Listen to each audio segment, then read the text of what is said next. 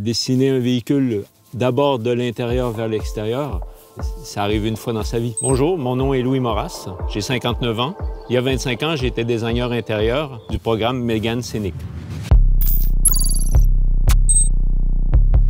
Depuis le milieu des années 80, on surfait sur la vague espace.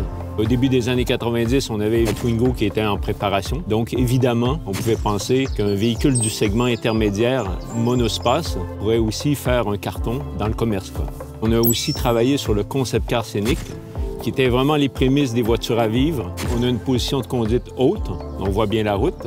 Donc, l'invitation au voyage, c'est de contempler ce qui se passe aussi à l'extérieur. Chaque passager arrière a son siège qui est modulaire pour dormir, pour dessiner sur la tablette, pour manger, pour vivre, quoi.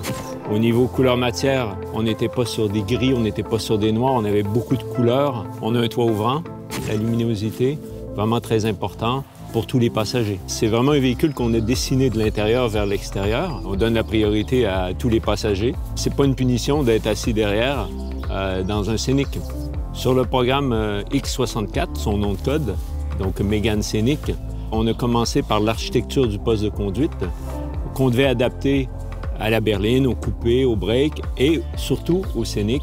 On était à l'apothéose des voitures à vivre dans les années 90 chez Renault. Suite au succès de Scénic 1, Scénic 2 et Scénic 3 ont poussé les murs, si je peux dire, du concept. Ils ont existé en deux longueurs. On avait une console coulissante, accessible par les passagers avant ou les passagers arrière. On était encore plus dans l'invitation au voyage. On voulait vraiment prendre à contre-pied les berlines GTI avec un véhicule qui était vraiment dédié à la famille, où chacun trouve sa place.